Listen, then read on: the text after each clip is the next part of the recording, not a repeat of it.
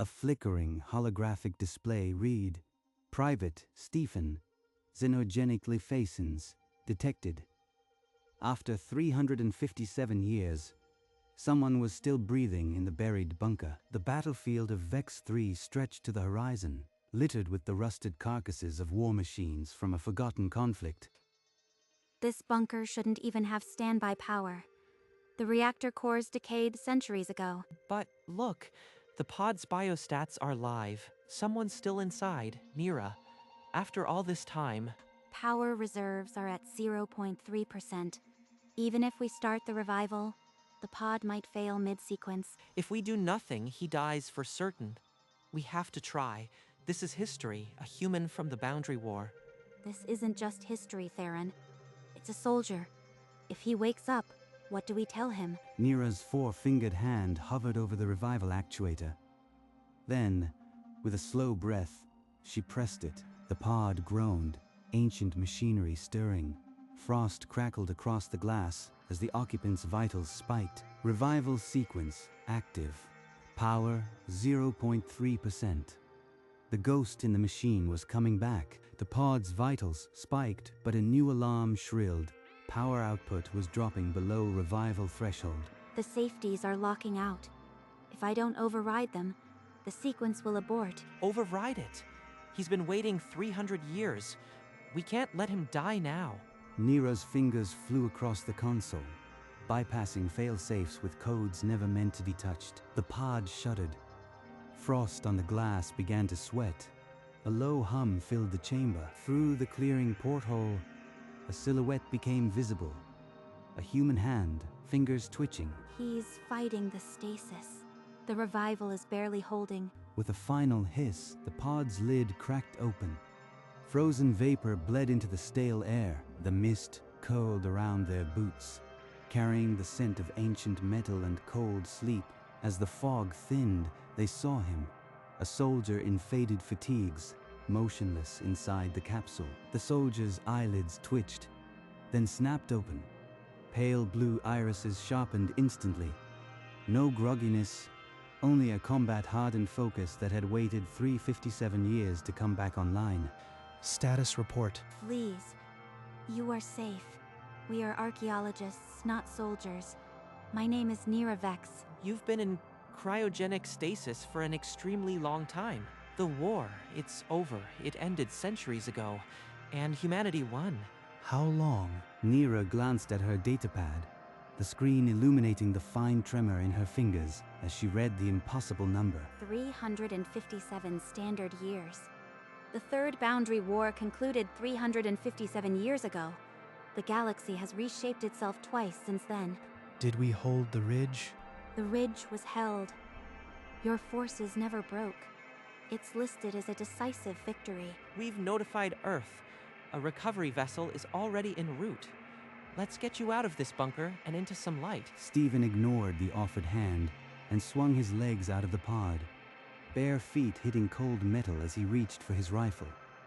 He checked the action with practiced efficiency, finger resting outside the trigger guard, muscle memory untouched by 3 centuries. Take me to the surface.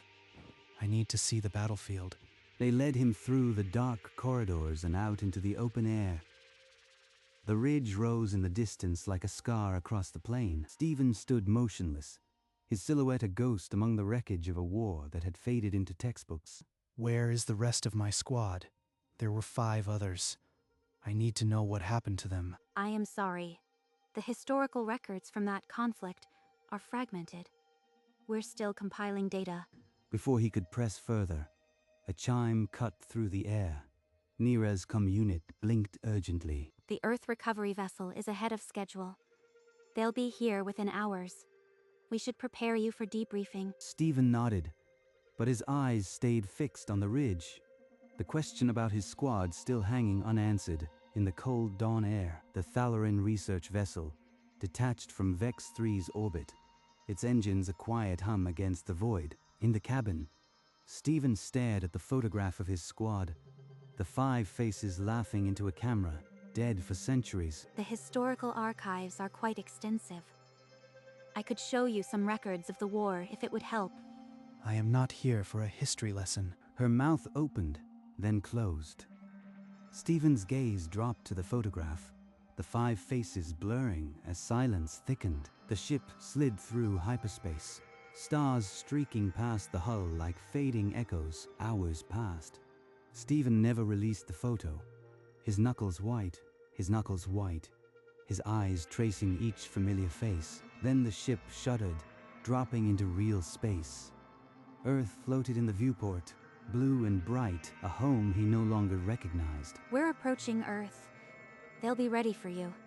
The medical staff is preparing. Stephen folded the photograph into his pocket, his jaw set. Still not asking the question that burned behind his eyes. The Earth orbital dock was a crucible of light and activity. Ships from a dozen systems sliding into berths. The heavy airlock eye-rised open, flooding the tube with sterile light. A silver-haired woman stood ramrod straight on the other side, her hand snapping to a crisp salute. Honored instincts took over. Stephen's hand rose in a flawless return, the motion burnished by drills long dead. Welcome home, Private. I'm Margaret Okonkwo. Your commanding officer was my great-great-grandmother. My squad, the 5 others who fought beside me. What happened to them? Later. That's a conversation for a quieter place. First, let me give you this. She pressed a worn leather-bound diary into his hands, its faded insignia barely legible. The weight of the book was unexpectedly heavy, as if it carried years instead of paper. Stephen stared at the cover, the question about his squad still burning. Now deferred into ink, he settled into a stiff-backed chair in a Spartan briefing room, flipping open the diary with careful fingers. I told you, I am not interested in any ceremonies or medals. Leave me. I said leave. I have something more important to read. The adjutants exchanged glances, then retreated without another word. Stephen's entire focus returned to the diary. Day 47. Still no word from his pod. The brass marked him MIA, but I refuse to sign. He'll wake up. I know it. Today I buried Sergeant Adebayo. 4 left. I am writing their names in this book so someone remembers. They all have names. They aren't just statistics. My dearest Stephen, if you ever read this, know that I never stopped believing you'd come home. His fist tightened until the knuckles whitened, the old photograph in his pocket, pressing like a stone against his thigh. He closed the diary with deliberate care, the truth still hidden between the lines, but the weight of it nearly crushing. The end paper of the diary had a pocket. Inside, a folded document, brittle as a dead leaf, slid free. Official casualty list: 3rd Battalion, 14th Ridge Regiment. 5 names, each followed by a stark Kia. Adebayo, Chung, Moreau, Patil, Vasquez, all of them. He read the list twice, the letters blurring and sharpening, refusing to accept the finality. Then he was on his feet, the list crushed in his fist, marching down the sterile corridor until he found her. You knew the whole time. You handed me that diary knowing exactly what I'd find. Yes. All 5 perished. We thought it would be gentler to let you discover it yourself. Gentler? There's nothing gentle about 357 years of not knowing until the last second. The list slipped from his fingers and floated to the floor. A final white flag, his shoulders hit the wall, and he slid down, the weight of 5 ghosts pressing him into the floor until he sat motionless, staring at nothing. Hours later, they convened in a polished conference room. Stephen sat at the end of the table, his gaze fixed on the distant window. A senior official unfurled a citation listing honors earned by Private Stephen, medals, a pension, a hero's welcome. You can keep the medals. I didn't fight for them. The officials exchanged uncertain glances. Margaret leaned forward, her voice gentle. Private, these honors are meant to restore some of what you lost. Please, accept them. What I lost can't be restored with metal. I want to go back to Vex 3. I need to stand on the ridge. Silence thickened. Then the senior official shook his head, his expression regretful but final. It's not possible right now.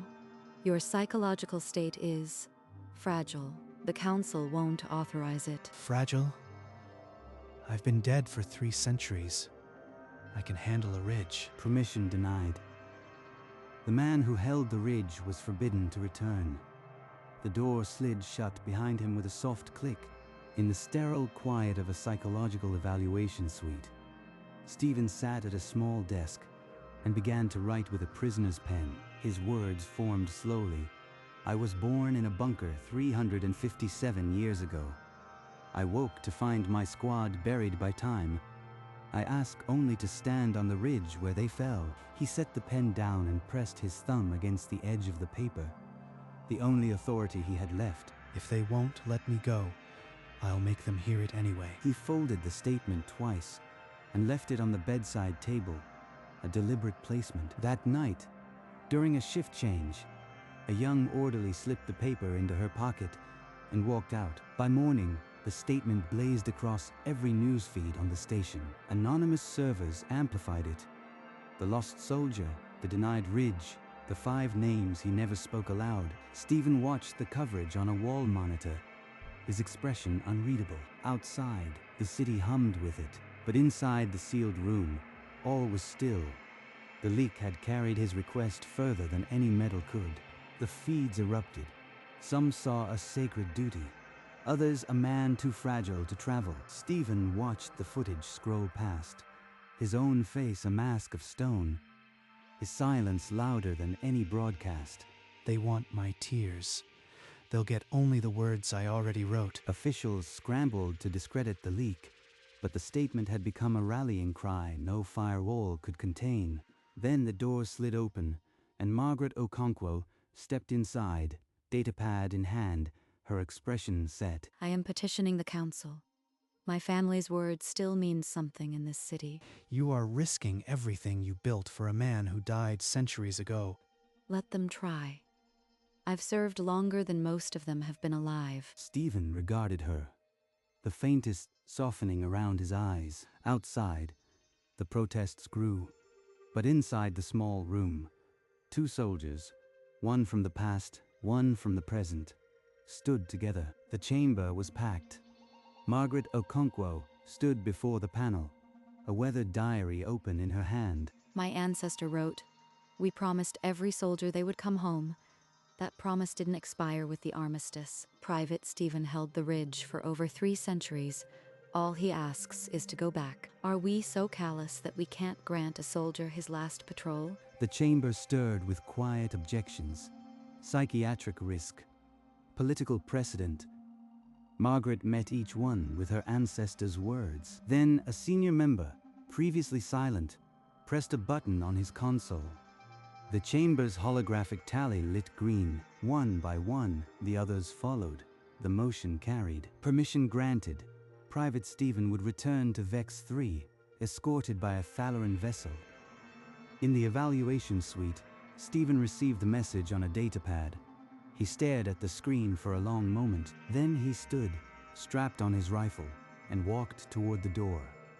A soldier with one last order to carry out. At the docking bay, the Thalaran vessel waited with open hatches. Nira Vex stood at the ramp, datapad ready. The captain agreed to the ridge approach before landing. We'll stay in orbit until dawn. You'll have the whole day. Appreciated. Private. I know this isn't a historical expedition for you. If you need anything. Stephen didn't answer. He walked up the ramp, his boots echoing on the metal, and the ship sealed behind him in his cabin. Night before departure, Stephen sat on the narrow bunk. The only light came from the viewport stars. Sergeant Adebayo, Corporal Cheung, Private Moreau, Patil, Vasquez. I haven't forgotten. I never will. He pressed the photo against his knee and closed his eyes, the names echoing in the silence. Dawn was hours away. The ship hummed, carrying him back to the only ground that still mattered. The ship sliced through hyperspace, its engines a low hum. Stephen remained in his cabin, the door sealed. A tray of nutrient paste sat untouched by his bunk. He hadn't eaten in 18 hours. Adebayo, Cheung, Moreau, Patil, Vasquez. He repeated the names like a prayer, then traced each face with a thumb that hadn't softened in 3 centuries. Once more. Just give me one more sunrise over that ridge. The ship shuddered, dropping from hyperspace with a lurch that rattled the hull. Stephen rose and moved to the viewport. The brown and purple marble of Vex 3 filled the glass. Still there, still waiting. He didn't move for a long moment, as if the sight of his old battleground required permission to be processed. The ship settled into orbit, and somewhere below, the ridge waited in darkness for the dawn. The shuttle descended through the thin atmosphere, landing gear crunching on Vex 3's rust-colored soil. Stephen shouldered the rifle and walked onto the plain, his boots finding the old patrol route without conscious thought. Nira hung back, recording the silent march, offering no small talk. She understood this wasn't for her. The ridge rose before him, a wall of weathered stone. Stephen began to climb, using cracks and ledges scored by artillery centuries ago. His scarred hands gripped the rock, his worn boots finding purchase. The wind threatened to push him back, but he didn't stop. Far below, Nira watched his ascent, her datapad forgotten. It was no longer an expedition. It was a pilgrimage. He pulled himself onto the ridge crest and straightened, the rifle now a walking staff. The valley fell away beneath him. The sun broke free, spilling orange fire across the ancient wreckage. Shadows stretched long, and Stephen's silhouette cut a sharp line against the sky. His lips parted, then clamped shut. The words would come, but the ridge demanded silence first. He stood there, a lone silhouette on the ridge, the sky a vast witness. The moment hung, waiting for him to break it.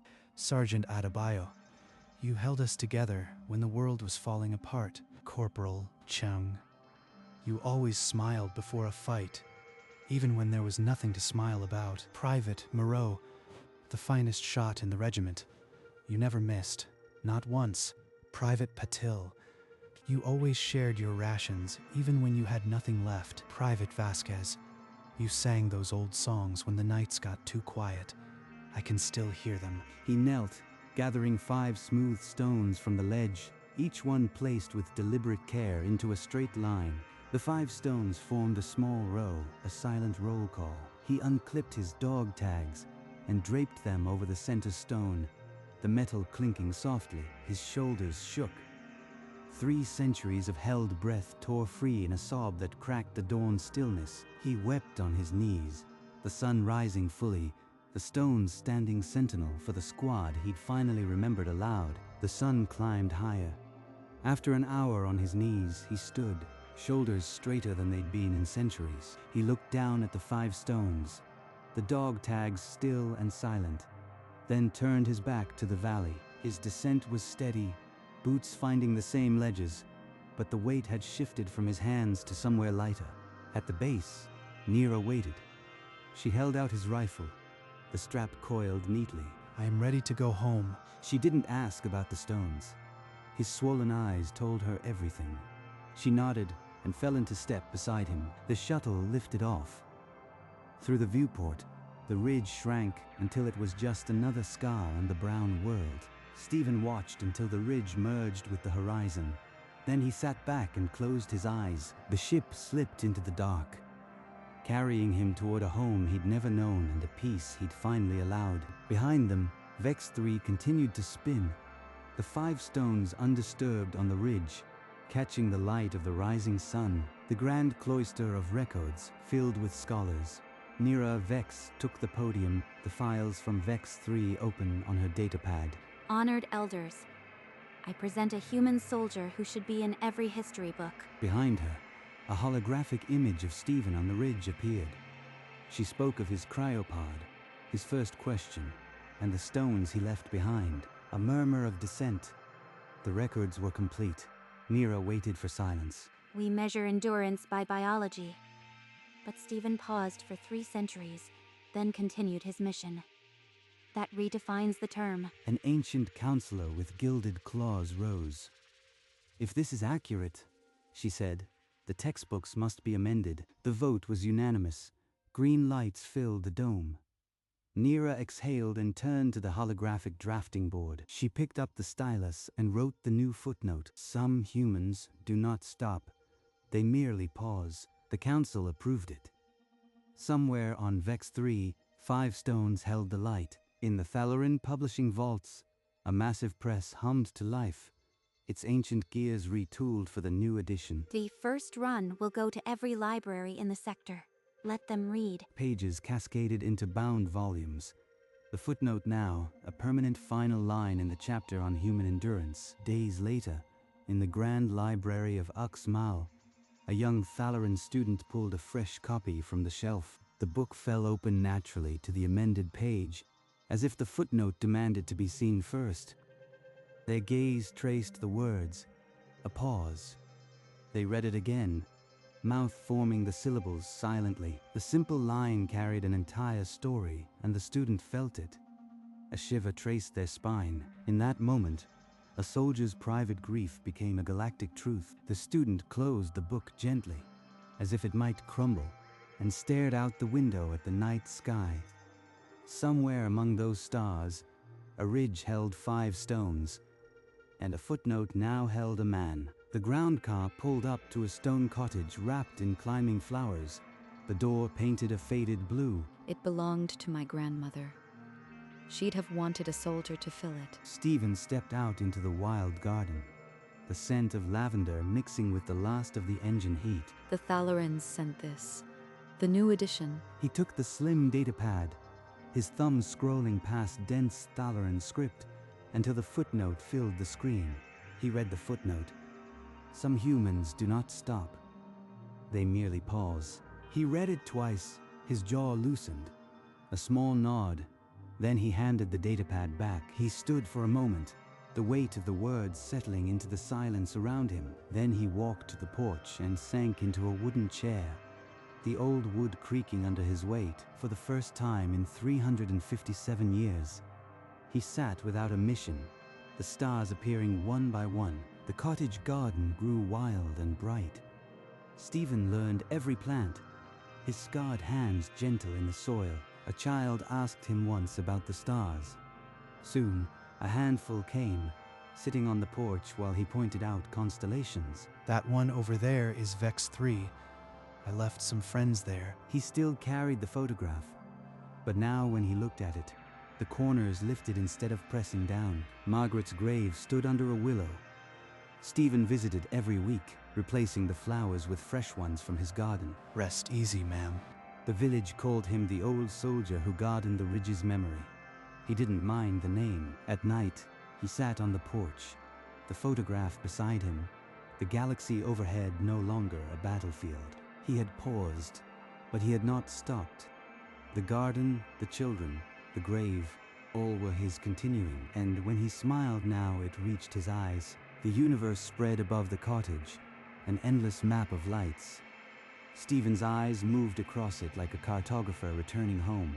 Hope the stars keep you well, brothers. He found the faint speck that was Vex 3, a nowhere star holding the only ridge that still meant anything. The camera drew back from the porch, past the garden breathing with flowers, leaving the cottage a golden ember in the vast dark. Across the sleeping hills, the continent became a mosaic of night.